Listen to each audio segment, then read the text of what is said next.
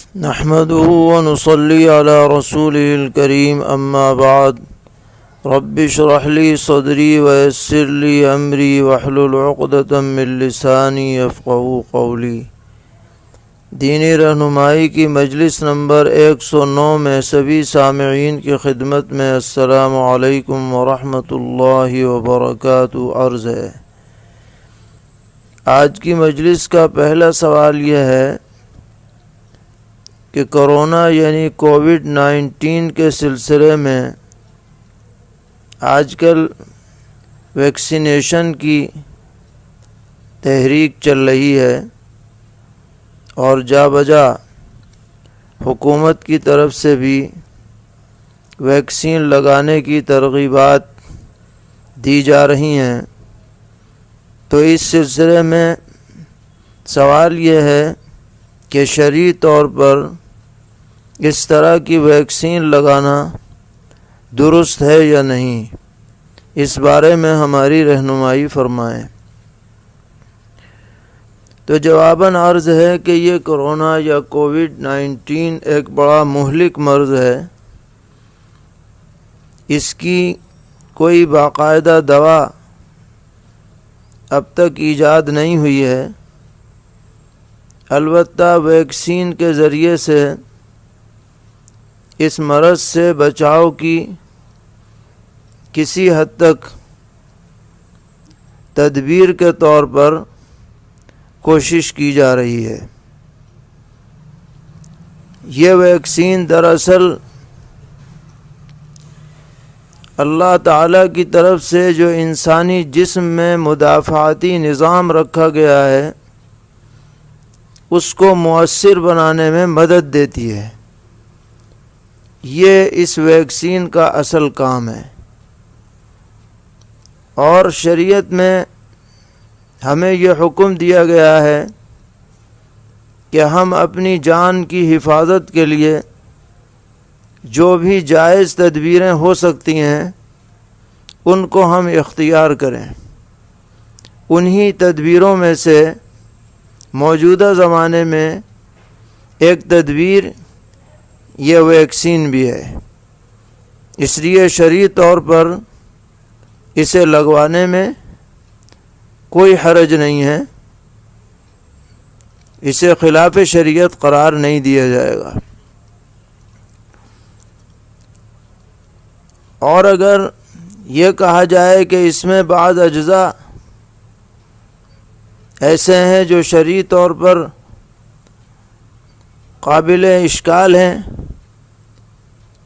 تو اولاً ابھی تک اس بارے میں کوئی یقینی بات سامنے نہیں آئی ہے، اور اگر بالفرض یقینی بھی ہو تو دوسری چیز یہ رہ جاتی ہے کہ وہ قابل اعتراض چیز اپنی اصلی شکل میں ویکسین بننے تک باقی ہے یا نہیں۔ اگر باقی ہو، اس کی پوری تحقیق ہو جائے تب تو کسی بحث کی گنجائش ہے، لیکن اگر تبدیل ماہیت ہو جائے تو پھر اس کے استعمال کرنے میں شرعاً کسی طرح کا کوئی اشکال نہیں ہے۔ اس لیے اپنی صحت کی حفاظت کے لیے اگر کوئی ویکسین لگواتا ہے تو شرعاً اسے ناجائز نہیں کہا جائے گا۔ سوال کر رہے ہیں کہ ایک عورت عدت میں ہے تو کیا وہ دوران عدت ویکسین لگوانے کے لیے ہیلتھ سینٹر جا سکتی ہے؟ جواباً عرض ہے کہ اسے عدت کے دوران ویکسین لگوانے کے لیے گھر سے باہر جانا درست نہیں ہے۔ اگر گھر میں رہتے ہوئے لگ جائے تو حرج نہیں۔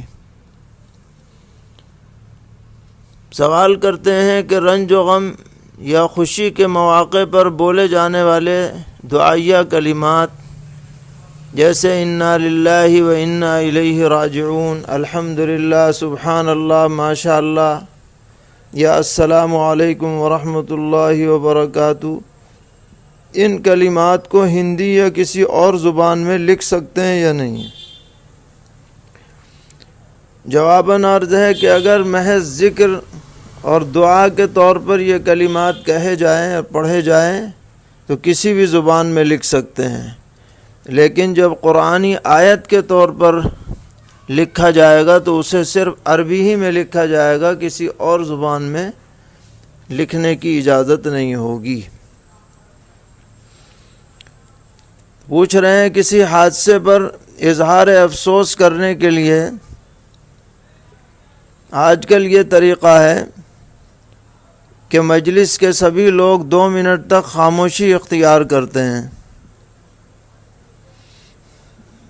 تو سوال یہ ہے کہ مسلمانوں کا اس طرح خاموش رہ کر کسی کی تعزیت کرنا یہ صحیح ہے یا نہیں؟ جواباً عرض ہے کہ خاموش رہ کر تعزیت کرنا یہ غیروں کا طریقہ ہے، مسلمان کے لیے اس کو اختیار کرنے کی اجازت نہیں ہے۔ حکم یہ ہے کہ کسی کی تعزیت کرنی ہو تو اس کو تسلی کے کلمات کہے جائیں، چاہے وہ مسلمان ہو یا غیر مسلم، یہی طریقہ اختیار کرنا چاہیے۔ یہ خاموشی وغیرہ جو غیروں کے طریقے ہیں ان سے بچنا چاہیے۔ پوچھتے ہیں کہ اگر ٹیوب ویل میں ایک بڑا چوہا گر کر پھول پھٹ جائے اور اس کو نکالنا مشکل ہو اور بدبو بھی آ رہی ہو تو اسے پاک کرنے کا کیا طریقہ ہے؟ جواباً عرض ہے کہ اس کا پانی مسلسل نکالا جاتا رہے جب تک کہ یہ یقین نہ ہو جائے کہ چوہے کے سارے اجزاء نکل چکے ہیں، اس وقت تک، یا یہ یقین ہو جائے کہ وہ گل کر کے مٹی میں مل چکا ہے، اس وقت تک اسے پاک قرار نہیں دیا جائے گا۔ اور آپ نے لکھا ہے کہ اس میں بو آ رہی ہے، یہ دلیل ہے کہ چوہا ابھی موجود ہے، اس لیے بو آتے رہنے کی حالت میں وہ پانی ناپاک ہی سمجھا جائے گا۔ پوچھتے ہیں کوئی طالب علم جس پر تحقیق و تخریج کا بوجھ زیادہ ہو اور اس درمیان جماعت کا وقت ہو جائے تو کیا اس کے لیے گنجائش ہے کہ وہ سنتوں کو مؤخر کر دے اور صرف فرض نماز جماعت سے پڑھ کر پھر اپنے کام میں لگ جائے اور فارغ ہونے کے بعد سنتیں پڑھے؟ جواباً عرض ہے کہ سنتوں کو مؤخر کرنا اس کے لیے درست نہیں ہے، جو سنت مؤکدہ ہے۔ البتہ اگر وقت کم ہو تو مختصر قرات کر سکتا ہے، اس کی گنجائش ہے۔ پوچھ رہے ہیں کہ نماز میں سلام پھیرتے ہوئے اگر کوئی شخص السلام علیکم ورحمۃ اللہ وبرکاتہ کہہ دے تو اس کی نماز درست ہوگی یا نہیں؟ جواباً عرض ہے کہ اکثر روایات میں سلام پھیرتے وقت السلام علیکم ورحمۃ اللہ یہیں تک کے الفاظ وارد ہیں۔ البتہ حضرت وائل ابن حجر رضی اللہ تعالی عنہ کی ایک روایت ابو داؤد شریف میں ہے جس میں یہ ہے کہ دائیں طرف سلام پھیرتے ہوئے وبرکاتہ بھی کہا گیا ہے اور بائیں طرف صرف ورحمۃ اللہ کہا گیا ہے۔ اس لیے اگر کوئی آدمی اپنی تنہا نماز پڑھتے ہوئے کبھی کبھار اتفاق سے وبرکاتہ کہہ دے تو اس کی نماز فاسد نہیں ہوگی، لیکن جو شخص امامت کر رہا ہو اس کے لیے السلام علیکم ورحمۃ اللہ پر سلام کو پورا کرنا ضروری ہے، کیونکہ یہ امت کے تعامل کے خلاف ہے کہ اس میں وبرکاتہ بڑھایا جائے، اور جو لوگ ناواقف ہیں ان کے لیے فتنہ کا سبب ہے۔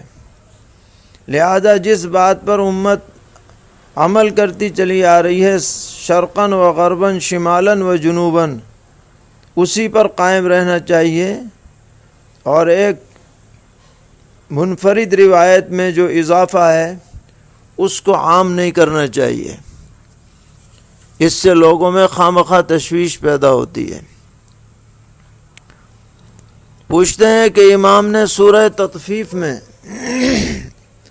آخری آیت سے پہلی آیت میں فَالْيَوْمَ الَّذِينَ آمَنُوا مِنَ الْكُفَّارِ يَضْحَكُونَ کے بجائے فَالْيَوْمَ الَّذِينَ كَفَرُوا مِنَ الْكُفَّارِ يَضْحَكُونَ پڑھ دیا تو نماز صحیح ہوئی یا نہیں؟ نماز فاسد ہو گئی، اس لیے کہ معنی بالکل بدل گئے۔ سوال کرتے ہیں کہ اگر دوران نماز تکبیرات انتقالیہ کے علاوہ لفظ اللہ زبان سے نکل گیا تو اس سے نماز فاسد ہوگی یا نہیں؟ نماز تو فاسد نہیں ہوگی، لیکن قصداً نکالنا نہیں چاہیے۔ پوچھتے ہیں کرسی پر بیٹھ کر نماز پڑھنے والا رکوع اور سجدے میں ہاتھ کہاں پر رکھے گا؟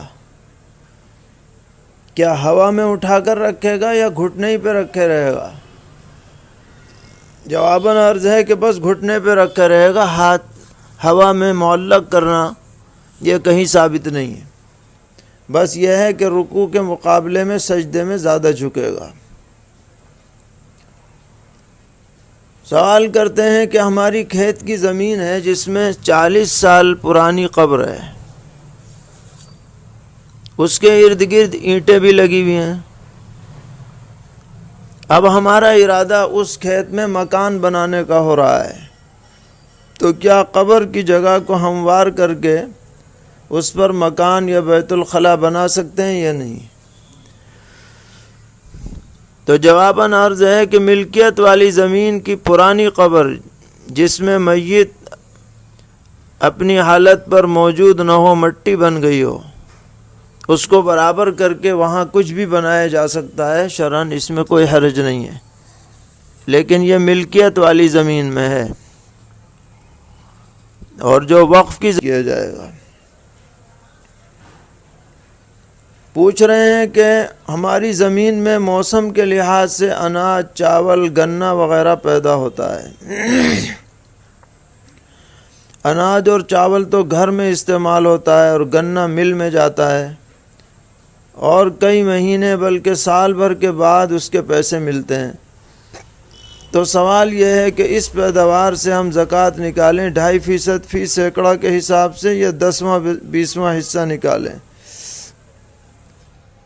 یہ زمین ہمارے باپ دادا کے زمانے سے ہماری ہی ملکیت میں چلی آ رہی ہے۔ ایک کھیت کو ٹیوب ویل سے پانی لگاتے ہیں، دوسرے میں کبھی نہر کا پانی آتا ہے اور کبھی ٹیوب ویل سے، تو اس کی زکوٰۃ کا کیا حکم ہوگا؟ جواباً عرض یہ ہے کہ اگر یہ زمین طویل زمانے سے آپ ہی کی ملکیت میں چلی آ رہی ہے اور بیچ میں کسی غیر کی ملکیت نہیں ہوئی ہے، نہ قبضہ رہا ہے، تو احوط یہ ہے کہ آپ اسے عشری زمین سمجھ کر اس کی پیداوار میں سے 10واں یا 20واں حصہ حسب ضابطہ نکالیں، چاہے کوئی بھی پیداوار ہو، تھوڑی ہو یا زیادہ۔ جس زمین کی سینچائی بارش کے پانی سے ہوتی ہے، مفت کے پانی سے ہوتی ہے، اس میں پیداوار کا 10واں حصہ، اور جس زمین کی سینچائی ٹیوب ویل سے یا خریدے گئے پانی سے ہوتی ہے، اس کی پیداوار کا 20واں حصہ نکالنا احوط ہے۔ اگرچہ ہندوستان کی زمینوں کے بارے میں اکثر علماء کی رائے یہ ہے کہ یہ نہ عشری ہیں نہ خراجی، ان میں بجائے عشر کے اور خراج کے زکوٰۃ والا حساب لگے، لیکن جو زمینیں مسلسل مسلمانوں کی ملکیت میں چلی آ رہی ہیں اس میں احوط قول یہ ہے کہ عشر یا نصف عشر کا لحاظ رکھنا چاہیے۔ پوچھتے ہیں کیا بوڑھی عورت کی عدت وفات میں کچھ تخفیف کی گنجائش ہے؟ کیا وہ 40 دن عدت گزار کر اپنی بیماری کی وجہ سے عدت سے اٹھ سکتی ہے یا پورے 4 ماہ 10 دن گزارنے پڑیں گے؟ جو عورت حاملہ نہ ہو اس کے لیے عدت وفات 4 مہینے 10 دن ہے، خواہ جوان ہو یا بوڑھی، اس لیے 40 دن سے کام نہیں چلے گا، 4 مہینے 10 دن عدت گزاری جائے گی۔ سوال کرتے ہیں کہ 2 انگریز آسٹریلیا میں رہتے ہیں اور ان کے ساتھ ایک تیسرا ساتھی مسلمان ہے، تو ایک انگریز اس مسلمان سے کہتا ہے کہ اگر تم فلاں شخص سے میری سفارش کر دو تو وہ مجھے سودی قرض دے دے گا۔ تو سوال یہ ہے کہ کیا کسی مسلمان کے لیے غیر مسلم کو سودی قرض دلانے کے لیے سفارش کرنا یا تعاون کرنا درست ہے یا نہیں؟ جواباً عرض ہے کہ سودی قرض لینے والا چاہے مسلمان ہو یا غیر مسلم، کسی مسلمان کے لیے اس کا تعاون کرنا یا اس کی سفارش کرنا یہ گناہ کی بات ہے، اس سے احتراز کرنا چاہیے۔ سوال کرتے ہیں پانی میں بجلی کا کرنٹ چھوڑ کر مچھلی کا شکار کرنا جائز ہے یا نہیں، اور اس طرح شکار کی ہوئی مچھلی کھانے کا شرعاً کیا حکم ہے؟ تو کرنٹ دے کر کے جو مچھلی ماری جائے یا شکار کی جائے وہ حلال ہے، اس کو کھا سکتے ہیں، کیونکہ یہ تدبیر کی گئی ہے اس کو مارنے کی، وہ خود بخود نہیں مری ہے، لہٰذا یہ خود بخود مرنے والی مچھلی کے حکم میں نہیں ہے بلکہ ماری جانے والی مچھلی کے حکم میں ہے، اور اس کو اگر کوئی آدمی کھانا چاہے تو کھا سکتا ہے۔ پوچھتے ہیں شادی کی ویڈیو بنانا کیسا ہے اور اس طرح کی شادی میں شرکت کرنا کیسا ہے؟ یہ بڑی ہی بے شرمی کی بات ہے اور فضول خرچی اور اسراف بھی اس میں پورے طور پر پایا جاتا ہے۔ اس لیے شادی وغیرہ کے مواقع پر ویڈیوگرافی جائز نہیں ہے، اور اگر کوئی آدمی ایسی جگہ پہنچ جائے تو اسے اپنے کو بچانے کی کوشش ہر ممکن کرنی چاہیے کہ وہ اس ویڈیوگرافی سے محفوظ رہے، اور جہاں تک ہو سکے منکر پر نکیر بھی ہونی چاہیے، خاص طور پر جو مقتدی حضرات ہیں جن کے عمل کو سند سمجھا جاتا ہے، ان کو ایسی جگہوں پر جانے سے ضرور بچنا چاہیے۔ اللہ تعالیٰ سب کو توفیق عطا فرمائے کہ وہ ایسی باتوں سے بچا کریں۔ پوچھتے ہیں کہ اسکول میں بڑی عمر کے بچوں کے والدین فیس دے کر ایک کلاس آگے کرواتے ہیں، مثلاً تیسری کلاس سے 5ویں کلاس میں،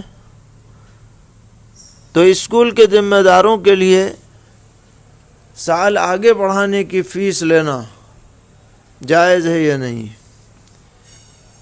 جواباً عرض ہے کہ یہ سراسر فریب اور دھوکہ ہے، اور اس کے لیے الگ سے فیس لینا یہ جائز نہیں ہے۔ ایسی آمدنی سے ضرور احتراز کرنا چاہیے۔ اللہ تعالی ہم سب کو دین پر استقامت عطا فرمائے، ہر طرح کے شرور سے محفوظ فرمائے۔ آخر میں پھر سبھی سامعین سے گزارش ہے کہ حضرت والد ماجد نور اللہ مرقدہ کے رفع درجات کے لیے دعائیں جاری رکھیں، اور جس حد تک بھی ہو سکے ان کے لیے ایصال ثواب کا اہتمام کریں۔ اللہ تبارک و تعالی ان کو اعلیٰ سے اعلیٰ درجات سے مالا مال فرمائے، اور ہم سب کو ان کے نقش قدم پر چلنے کی توفیق عطا فرمائے، ہر قسم کے شرور اور فتن سے محفوظ رکھیں۔ وصلی اللہ تعالی علی خیر خلقہ محمد وآلہ وصحبہ اجمعین برحمتک یا ارحم الراحمین۔